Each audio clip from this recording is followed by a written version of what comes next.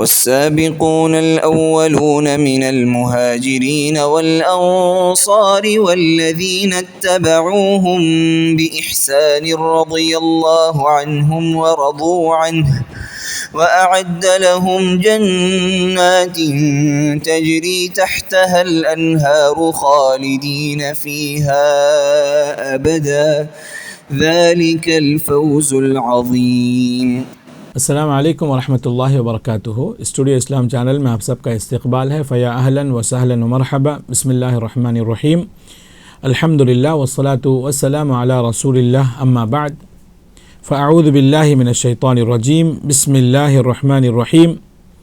واتخذوا من مقام ابراہیم مصلی۔ محترم برادران اسلام اور معزز خواتین، قرآن میں مذکور صحابہ یعنی وہ صحابہ جن کے نام یا جن کے واقعات یا جن کی صفات قرآن میں مذکور ہیں، ان کے تعلق سے کچھ باتیں ہم لوگ جاننے کی کوشش کر رہے ہیں۔ اس سلسلے کی یہ تیسری کڑی ہے جس میں اللہ کے نبی صلی اللہ علیہ وسلم کو عمر رضی اللہ عنہ نے کچھ مشورے دیے تھے، اور وہ مشورے قرآن میں آیتوں کی شکل میں نازل ہوئے تھے۔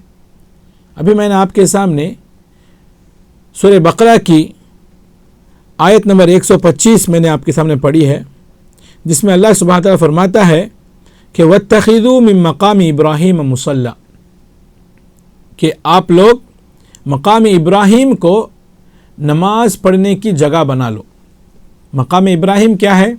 مقام ابراہیم وہ مقام ہے جہاں پر طواف کے بعد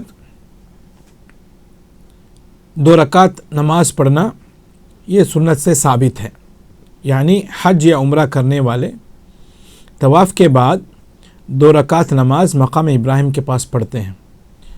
اور یہ جو مشورہ تھا سب سے پہلے عمر رضی اللہ عنہ نے نبی کریم صلی اللہ علیہ وسلم کو دیا تھا کہ اے نبی، اگر ہم لوگ اس جگہ کو مقام ابراہیم کو اگر ہم نماز کی جگہ بنا لیں تو زیادہ اچھا رہے گا۔ تو اللہ نے عمر رضی اللہ عنہ کی اس خواہش کو آیت کی شکل میں، حکم کے شکل میں نازل کر دیا۔ ہم جانتے ہیں عمر رضی اللہ عنہ کی فضیلت کو۔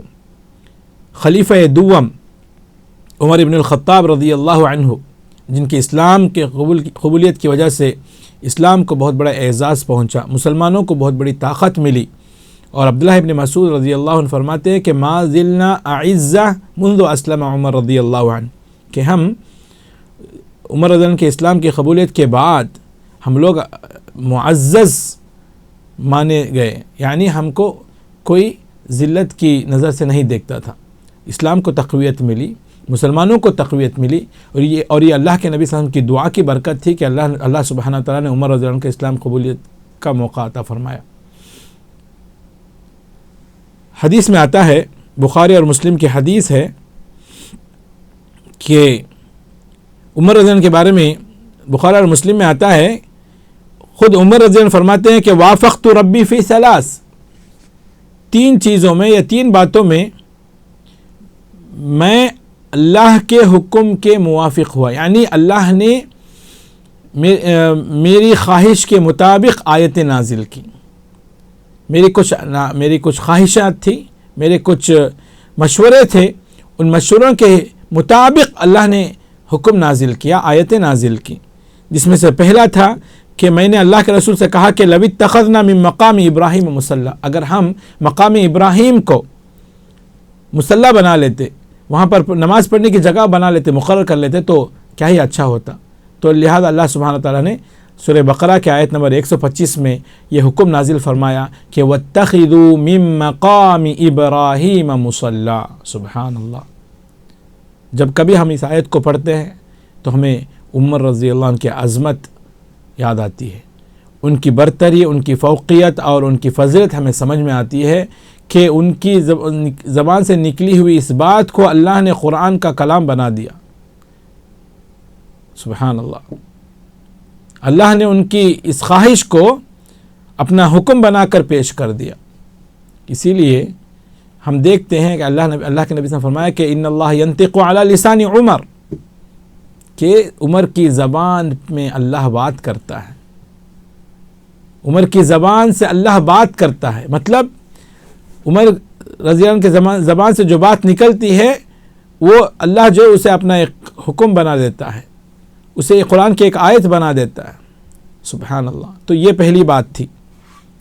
اور دوسری خواہش اور دوسرا مشورہ یہ تھا کہ میں نے اللہ کے رسول سے کہا کہ یا رسول اللہ، یدخل علی نسائک البر والفاجر، کہ آپ کے گھر میں دین سیکھنے کے لیے نیک لوگ بھی آتے ہیں، بدبخت لوگ بھی آتے ہیں، کس کے دل میں کیا کھوٹ ہے پتہ نہیں، تو لہٰذا فلو امرتہن یحتجبن، اگر آپ حکم دے کہ وہ حجاب میں رہیں، یعنی آپ کو کوئی جو بھی بات پوچھنی ہے حجاب کے پیچھے سے پوچھو، پردے کے پیچھے سے پوچھو، تو لہٰذا اللہ نے یہ حکم نازل کر دیا، حجاب، آیت الحجاب جو ہے، جو حجاب کی جو آیت ہے اللہ نے نازل کر دی کہ آپ لوگ جو ہے حجاب میں رہیں۔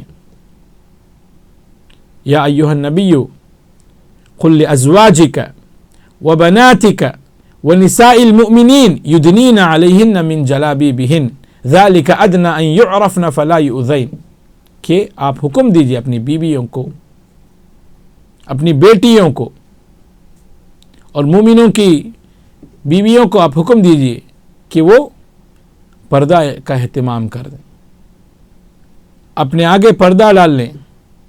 تو لہٰذا حجاب کا جو حکم نازل ہوا یہ بھی عمر رضی اللہ عنہ کے ان کی خواہش اور ان کے مشورے کے مطابق اللہ نے حکم نازل کیا۔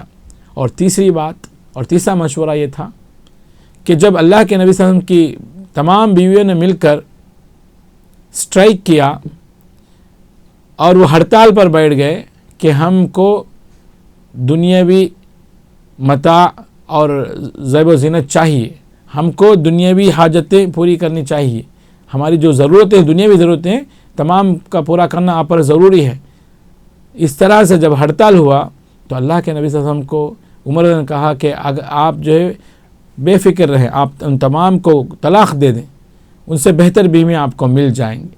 تو لہٰذا عمر رضی اللہ عنہ کے اس مشورے کے مطابق اللہ نے ایک آیت نازل کی قرآن میں سورہ تحریم میں، عسیٰ ربہ ان طلقکن ان یبدلہ ازواجا خیرا منکن، کہ اگر نبی آپ تمام کو طلاق دے دیں تو ممکن ہے کہ اللہ آپ سے بہتر بیویاں ان کے لیے منتخب کرے۔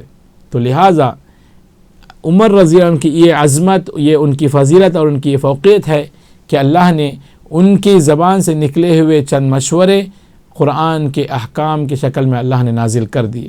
تو لہٰذا ہمیں چاہیے کہ ہم عمر رضی اللہ عنہ کی زندگی کو پڑھیں، ان کی عظمت کو سمجھیں، ان کی زندگی سے بہت سارے سبق ہم کو ملتے ہیں۔ اللہ سبحانہ تعالیٰ سے دعا ہے کہ ہم تمام کو اللہ سبحانہ تعالیٰ عمر رضی اللہ عنہ کی زندگی کے درخشاں پہلو پر عمل کرنے کی توفیق عطا فرمائے، ان کو اپنی زندگی کے لیے مشعل راہ بنا کر چلنے کی توفیق عطا فرمائے، آمین۔ وآخر دعوانا الحمد للہ رب العالمین، والسلام علیکم ورحمۃ اللہ وبرکاتہ۔